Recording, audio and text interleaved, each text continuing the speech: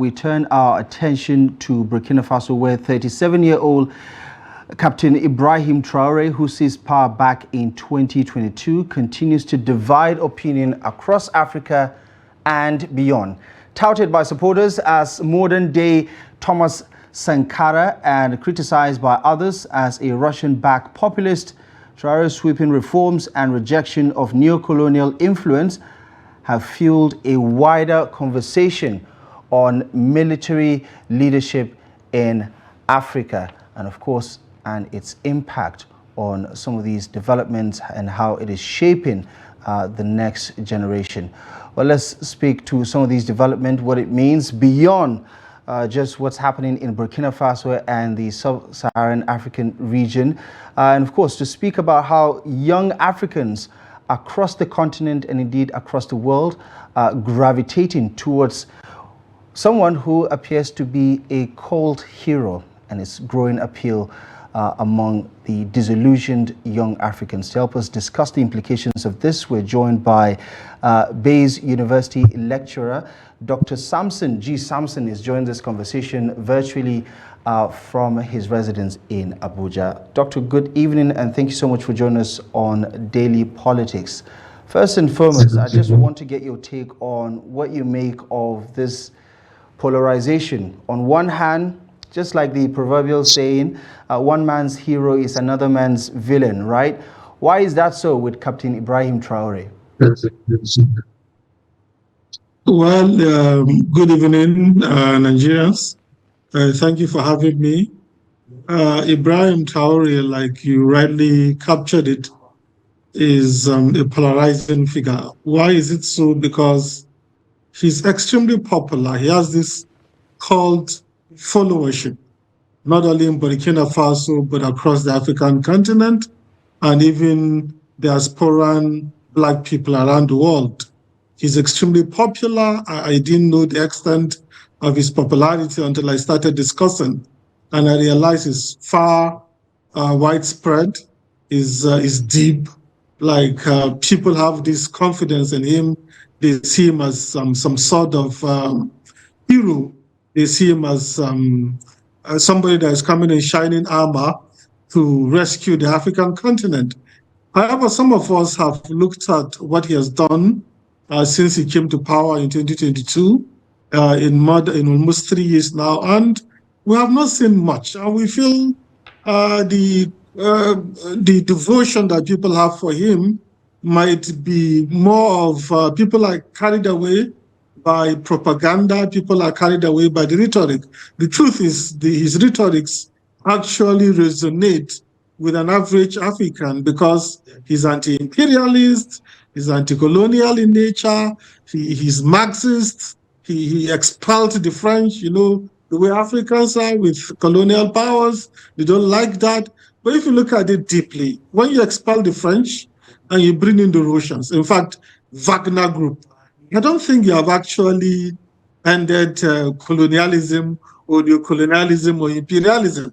You have only substituted one imperialist for another imperialist. And the truth is, countries will always pursue their interests no matter where they are. You feel maybe the French are malignant, you brought in the Russians. They are not benign too. They are there also for their own interests. And it may not seem so now because maybe there's so much anti-French sentiment at the moment, and the anti-Russian sentiment might not really be there. But the truth still remains that everybody in the world, any power that you see, any economy, any country, is out there for its interest. And if a particular relationship you are having with a country, you feel it doesn't favor you, restructure the friendship. And there's nothing wrong with having alliances with different countries around the world. But French also got it wrong by making the Burkinabe and other Africans feel inferior. I remember the French president went as far as saying that if not for them, all these terrorists would have overrun some of these countries by now. And he was complaining about the lack of gratitude from African countries. I think he went a bit far. He overstepped his bounds.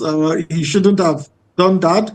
Even though France was a colonial power once, Everybody deserves respect and everybody should be treated with respect. I don't think it makes sense for you to be condescending. I think that really did not help the French cause in Burkina Faso and across the African continent. But the popularity of Traoré is basically propaganda, is basically rhetoric. If you look at the substance, it's not really much to write home about. It's not any better than an average field African reader, sadly.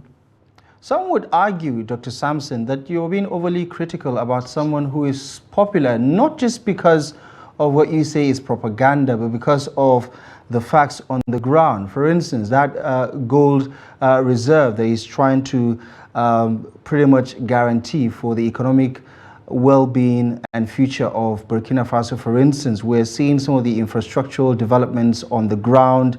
And of course, his relationship with Russia is basically transactional as opposed to what has been an exploitative relationship with their former colonial masters, France. Is it not safe to say that he is the embodiment of that revolution that the likes of Thomas Sankara had tried to implement some 4 or 5 decades ago? Of course, he's seen as a modern-day Thomas Sankara. And Thomas Sankara had cold fellowship too. He was an iconic figure, not only in Burkina Faso, but across the African continent. And they actually sound the same. And there's this uncanny resemblance because Thomas Sankara got to power around the same age and almost the same rank. So they have a lot of things in common.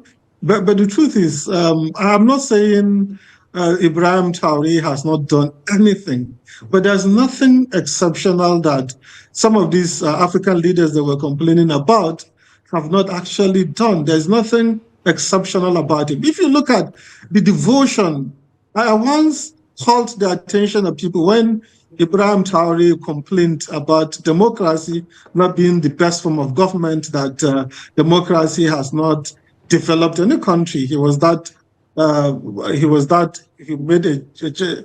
a widespread, he made a generalization that is not quite correct. And I tried pointing that out on social media, and all I got was just insults, abuses, and some people were even calling me a betrayer and so on and so forth. The truth is, I'm not saying he has not done anything, right? But if you look at it, why did they even topple the democratically elected leader in Burkina Faso, Mr. Kabore? Was because jihadis were almost taking over Burkina Faso. Then the Amoeba came, and they felt the Amoeba had betrayed that Traoré came. And he said within 2 to 3 months, he'll be able to defeat these people that are trying to take over Burkina Faso. Sadly, he has been there for almost 3 years, and he has failed woefully, and that's the truth. The data is there. I'm not just being critical. I've considered the fact that he's extremely popular.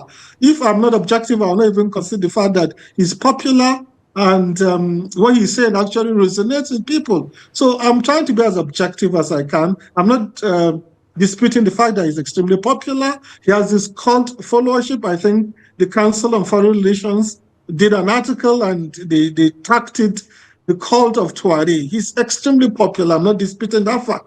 Even in Nigeria, many of the things are just propaganda. I know of a Nigerian, Nnamdi Kenneth, that has been churning out things in support of Traoré, deep fakes, singing from Beyonce, claiming things that are not there. And the funny thing is that even educated people fall for this propaganda, and it's obvious that it's propaganda, right? But because of AI, it looks almost as good as the real McCoy. So I'm not disputing the fact that it's extremely popular, and the nationalization of the gold mines made him popular. Are they expelling the French because they felt many people in Burkina Faso and across the African continent feel the French are just exploiters? So I'm not saying all these things are popular, but I feel there's nothing that Traoré has actually done to merit the kind of devotion, the kind of followership that he's getting.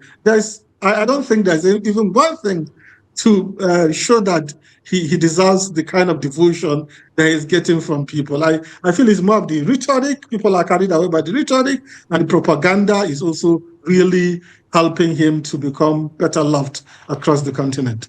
Dr. Samson, given the track record of the French in Africa, their exploitation and undermining pretty much basically the economic welfare and well-being of their former colonies. I mean, 14 African nations, former French colonies, are using the CFA, for instance, as their currency, to the, of course, advantage of France. I mean, some of their reserves are in France and all of that. I mean, we can spend the next 2-3 hours or even the whole night talking about that exploitative tendency. I mean, surely there's not much to do in terms of defending France and how that anti-French sentiment has further been re-echoed by the likes of Ibrahim Traoré, Abdurrahman Chiani in Niger, and the other junta leaders we have in Mali as well as in Guinea. Help me understand why people say at this point in time, people like Ibrahim Traoré are bringing back the energy of Pan-Africanism. And that's why voices like yours, for instance, only deters from that momentum that is needed to reawaken Africa to pretty much take control of its future. I mean, you talk about the security challenges. We've seen the resurgence of attacks by the JNIM group overrunning communities in northern and southern Burkina Faso, I believe, over the past couple of weeks. And some say the France has this notorious history of undermining several regimes or even influencing regime changes in Africa, for instance. Isn't it safe to say that we can connect some of these dots, and instead of blaming Traoré, for instance, for being responsible for the continuing insecurity, to say that perhaps he is also, or the military regime is also a victim of this history of foreign governments influencing insecurity in Africa?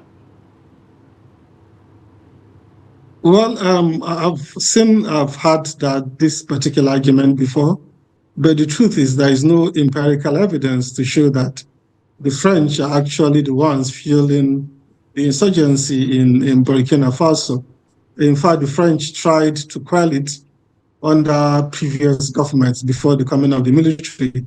Sadly, they too were not successful.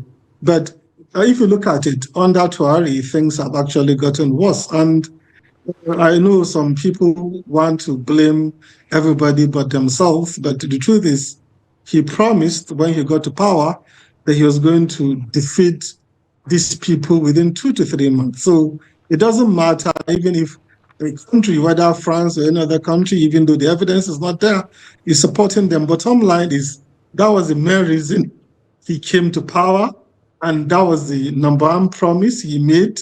And sadly, he has not even failed at it. In fact, the situation has gotten worse because more people got killed on his watch in 2023 than in 2022, in fact, by a factor of 3 or 4. So that's to tell you he's not doing well. And as a strong man, how can you allow half of your country to be under the control of people that are non-state actors? So it's a big indictment for him. Whether somebody is helping those people or not is a big indictment. It's on his watch, and he has to take full responsibility for it. Then if you look at the French, I have never denied the fact that they too have their own problems.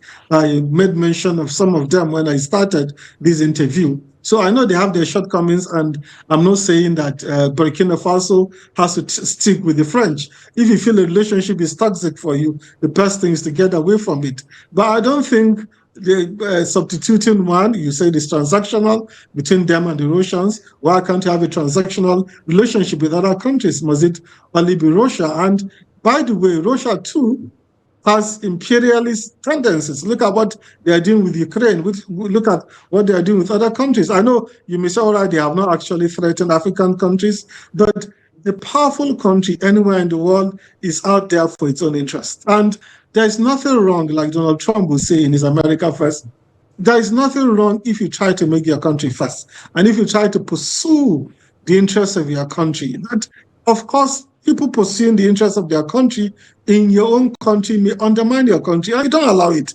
There's no country on earth that other countries are not invested in, and they want to maximize what they can get from that country, even at the detriment of that country. But you don't allow it. You stop it. And you too, when you get to another country, are trying to maximize the benefit you can get from that country, even at the detriment of that country. But they too will not allow it. So, but you don't have to make it as if it's somebody is the enemy, who is the sole enemy, is the source of virtually all your problems. The truth is, the French, whether they are there or not, the responsibility of developing Burkina Faso lies squarely on the Burkinabe people. So the French will never save them. They need to save themselves. And whether they bring the Russians or any other country, that will never be a saving grace for them. They need to take full responsibility for themselves and develop themselves by doing the right things, by ensuring rule of law, by ensuring they do the right things and they maximize whatever resource that they have within their borders. Right. I mean, obviously, the conversation has been made about, holding Ibrahim Traoré accountable, just like any other leader, whether democratically elected or in a military junta, as the case may be in Burkina Faso, Mali, Niger, and Guinea-Bissau. And most recently, their cessation or breakaway from ECOWAS has obviously opened these countries to a lot more security challenges than what they were facing. I mean, they say the ECOWAS has become a tool in the hands of imperialists, colonialists like France, for instance. But talk to me about, if in the final analysis, obviously he is more popular than any of the other military leaders that we have right now in Africa. Maybe the youth, element is working for him, but obviously his rhetoric has also become quite popular, especially on social media, which is where you find the youth demography pretty much getting their information there. And we've seen some of these AI-generated translations of his speeches and his interviews, and they appear to be quite inspiring, to say the least. And so many youths have used him as the poster child of this reawakening of Pan-Africanism. Talk to me about that and the possibility of that being a silver lining to all the other negatives that you are pointing out about his inadequacies or poor performance when it comes to insecurity. As a final thought. Well, there's no denying the fact that he's extremely popular. In my view, if I'll be brutally honest, he's arguably the most popular African leader at the moment. I don't think there is any other African leader that has the kind of devotion from African people the way Ibrahim Traoré is. He inspires so much devotion, and it's not only limited to young people. I've discussed with even elderly people, people that are old enough to be a parent to me, and they also seem carried away by the Ibrahim Traoré story. Like you said, he's a poster boy for Pan-Africanism, anti-imperialism, and his rhetoric is quite resonating. People are really in love with what he's saying, and it's working for him so far. But the bottom line still remains that Ibrahim Traoré is not, or Burkina Faso, where he rules, is not an example for any African country, in the sense that it has not succeeded itself, it has not beaten its challenges. And some of us are concerned that people may be carried away by the example of Ibrahim Traoré and think that the best thing is to replicate coups all over the African continent. The truth is we have experienced military rule on the continent, we have experienced civilian rule. I know democracy has failed woefully on the African continent, and that's also fueling this sentiment, positive sentiment for Traoré and others. But we cannot afford to go back to where we are coming from. Dictatorship, military dictatorship, in my view, has not delivered. We have seen it in Nigeria. I know, despite our flawed democracies, almost hybrid regimes, I think what we need to do is to make it better instead of taking a Traoré as a model for other countries to follow. Right. Okay. Dr. Samson, for want of time, we're going to have to leave the conversation here for now. But thank you most kindly for joining us, and we do appreciate the analysis. Thank you for having me. Right. That's a wrap on tonight's edition of the program. Daily Politics returns tomorrow live at 8 p.m. Until next time, I'm Abdullahi Ahmed. Thank you for your time. I'll see you soon.